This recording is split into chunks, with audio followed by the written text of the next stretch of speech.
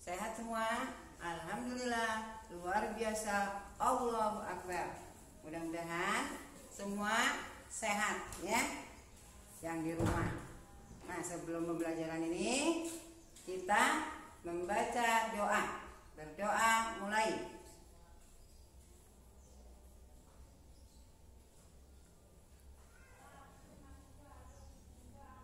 Selesai. Nah, sekarang ibu absen ya.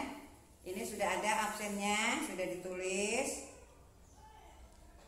dari 1 sampai 40. Ini hadir semua ya, karena ini adanya belajarnya di rumah. Jadi nulis di WA group. Di sini hadir semua. Alhamdulillah semuanya sehat. Sekarang ke pembelajaran tema 1, indahnya kebersamaan. Subtema keberagaman budaya bangsa Indonesia. Buka halaman 58, yaitu pembelajaran 5 ya. Pembelajaran 5 di sini yaitu sebelumnya adalah kita sudah mempelajari tentang pawai budaya. Di sini kamu lihat ya, di halaman 17. Ini banyak suku. Banyak suku apa saja yang kamu ingat di pawai tersebut? Ya, ada Jawa, ada Minang, ada Papua, ada Kalimantan, ada Bali di sini ya, dilihat.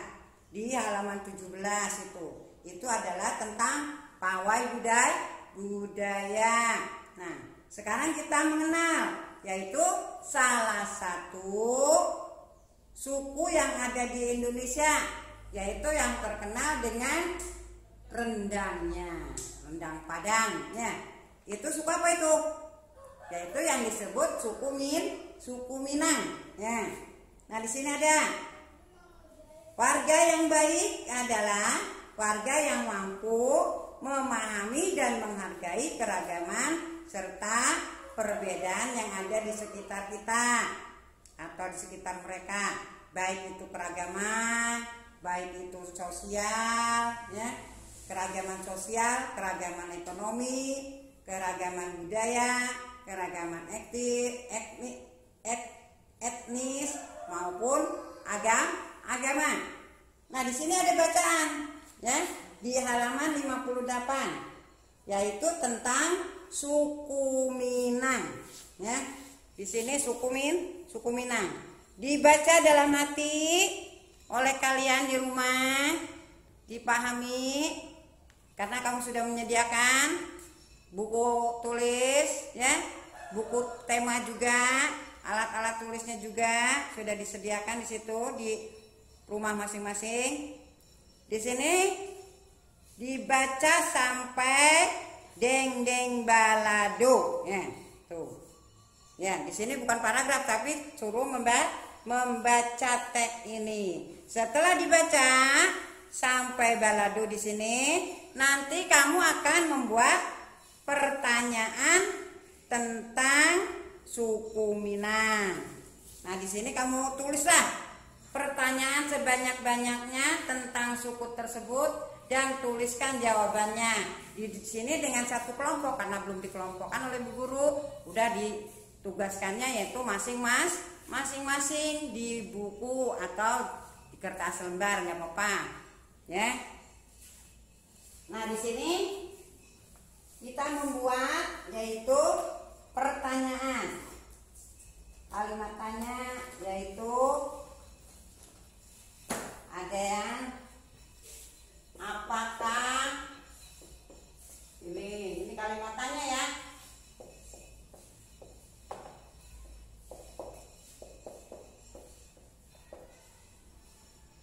Nanti dibuat begitu. Ini tanda tanya. Apakah, di mana, kapan, terus apa lagi tuh ya? Apakah, di mana, kapan. Misalnya di sini, dari mana, ya, dari mana, dari mana. Contohnya di sini, dari manakah suku Minang berada, ya? Dari manakah suku Minang? Dari mana? Dari provinsi manakah suku Minang itu? Ditulis di sini nanti. Ini contoh ya. Contoh. Kita buat ini pertanyaan. Tulis pertanyaannya. Dari mana? Dari mana suku, dari provinsi, dari ya, dari provinsi manakah suku Minang. Nah, ini kita ditulis yaitu dengan tanda tanya. Nanti kamu jawab di sini, dari mana? Dari provinsi mana suku Minang itu? Yaitu dari Sumatera Barat.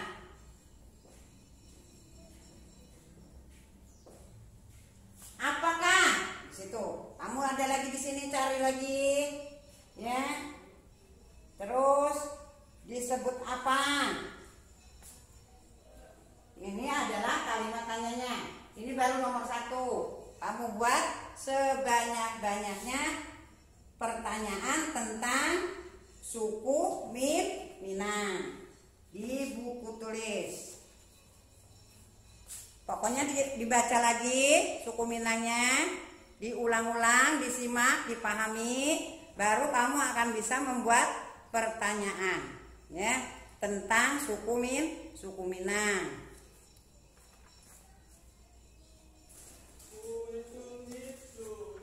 Halaman 59, ya. Ini yang ditulis. Halaman 59. Sekarang buka halaman 60. Ini adalah pembelajaran 5. Halaman 60 di sini ditanyakan yaitu tentang keragaman budaya, keragaman sosial dan budaya yang terdapat di lingkungan provinsimu. Kamu di sini tinggalnya di provinsi mana? Coba, siapa yang tahu? Provinsi Banten. Nanti ditulis ya. Saya tinggal di provinsi Banten.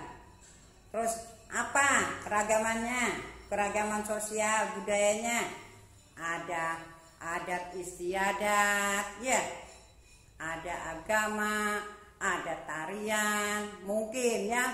Beda dengan yang lain, yaitu kita mah tariannya debus orang Banten itu. Nanti ditulis di sini ya, keragaman sosial dan budayanya yang terdapat di provinsi kalian, yaitu di provinsi Banten. Nanti ditulis di sini provinsi Banten. Nah, sekarang buka halaman 61. Kemarinnya udah dalam pembelajaran 2 apa 3 itu ya? 2 rasanya. Di situ ada tentang gerakan dasar tari bungo jempa, yaitu bunga cempaka arti bahasa Indonesianya. Nah, lihat di sini halaman 61 yaitu kita mengamati gerakan-gerakan tarian bungo jempa. Tangan kita, tangan kanan di bahu di sini ya, tangan kiri di paha begini ya. Lihat semua, ini kita gerakan seperti ini. Ini adalah gerakan F ya. Kepala kitanya melihat ke kiri, ke kanan dan ke kiri secara bergantian. Jadi ke kanan, ke kiri begitu. Jadi tangan kanan kita ini ke bahu, tangan kirinya ke paha. Ini adalah gerakan F. Lalu ada gerakan yang G. Di sini tangan kanan kita berdiri ya. Tangan kiri kita memegang siku gini. Tuh. Lihat gambarnya. Gerakan G ya, tangan kiri memegang siku, tangan kiri berdiri, tangan kanan berdiri dan tangan kiri memegang siku, dan bergantian, tangan kirinya berdiri, tangan kanan juga memegang siku. Ini 2 kali dilakukan secara bergantian gini gitu ya. Lalu gerakan yang H. Di sini kedua tangannya lurus begini. Tuh. Ya, lurus sambil duduk. Lurus ke depan. Tepuk ke tengah. Oh, tepuk ke tengah begini. Tepuk ke tengah dan tepuk ke atas. Ke tengah lagi, ya. Ke atas lagi. Badannya sambil diangkat. Itu. Lalu gerakan yang I ya, gerakan ini kedua tangan memegang lantai, yaitu serong seperti begini ya, serong ke kanan dan ke kiri, ditarik ke atas, tangannya lurus, serong ke kanan dan ke kiri bergantian sama seperti tadi ya.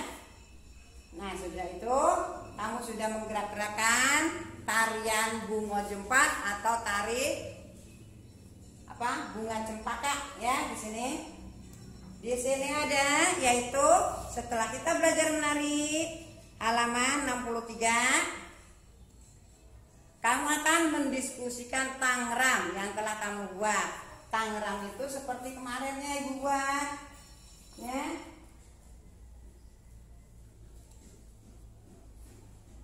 Nah, ini adalah contoh tangram.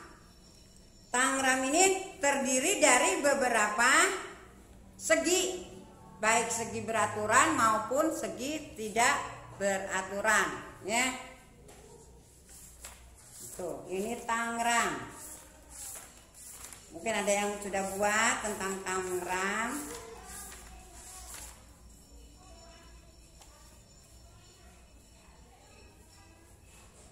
Di sini ditanyakan, apakah dalam tangram tersebut terdapat segi banyak, tidak beraturan? Nanti dijelaskan dalam tangram tadi ya, yang sudah dibuat. Ini ada yang sudah dikumpulkan juga tangramnya. Nanti ditanya di situ ya, dijawab kalau sudah itu. Lalu yang keduanya, apakah dalam tangram tersebut terdapat segi banyak beraturan? Jadi segi banyak tidak beraturan dan segi banyak beraturan. Ini halaman 63. Dan halaman 64, buka lagi anak-anak. Di sini bagaimana caramu membedakan antara segi banyak beraturan, segi banyak tidak beraturan? Tulis diagram Frayer berikut. Nah, di sini ada contohnya. Segi banyak beraturan itu apa saja? Tadi kan sudah ya. Kemarin gitu, bukan tadi, kemarin, yaitu tentang batik, tentang ulos, tentang songket. Di situ ada segi banyak beraturan dan segi banyak tidak beraturan. Ditulis nanti di sini di kolom ini. Nanti ciri-cirinya, ya. Ciri-ciri segi banyak beraturan itu apa? tulis lagi. Lalu segi banyak tidak beraturan adalah apa? Segi banyak tidak beraturan itu apa juga? Nah, segi banyak beraturan, segi banyak yang semua sisinya sama panjang dan semua sudutnya sama besar, ini namanya segi banyak beraturan ya. Jika salah satu panjang sisi atau ukuran sudutnya berbeda, ini dinamakan segi banyak tidak beraturan. Kalau berbeda, ini udah dihapus ya, ini gambarnya ya. Kalau beraturan itu adalah panjang semua sisinya sama, sudutnya juga sama. Itu adalah segi banyak beraturan. Kalau tidak beraturan itu sisi salah satu panjang sisi dan ukuran sudutnya berbeda. Itu adalah segi banyak tidak beraturan.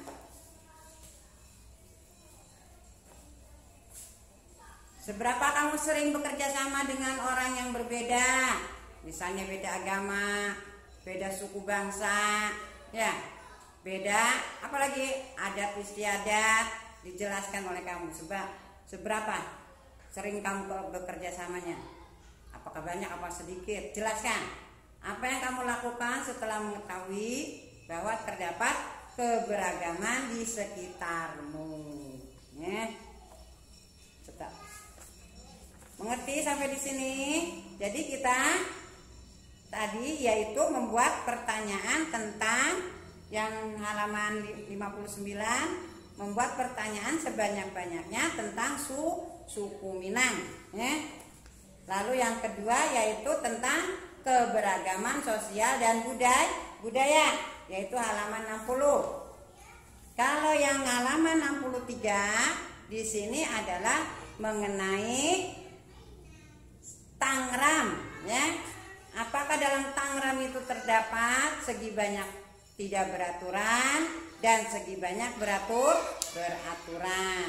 Ini halaman 63. Halaman 64-nya ini adalah contoh segi banyak beraturan, segi banyak tidak beraturan.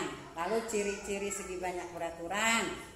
Dan apa yang dimaksud dengan segi banyak beraturan? Apa yang dimaksud dengan segi banyak tidak beraturan? Tadi sudah dibicarakan oleh Bu Guru tadi itu ya. Mudah-mudahan bisa dipahami, bisa mengerti dan bisa dikerjakan di rumah dengan baik. Selamat mengerjakan, selamat belajar dengan baik ya. Jangan sampai bermain. Ibu akhiri, wabillahi taufiq wal hidayah. Assalamualaikum warahmatullahi wabarakatuh.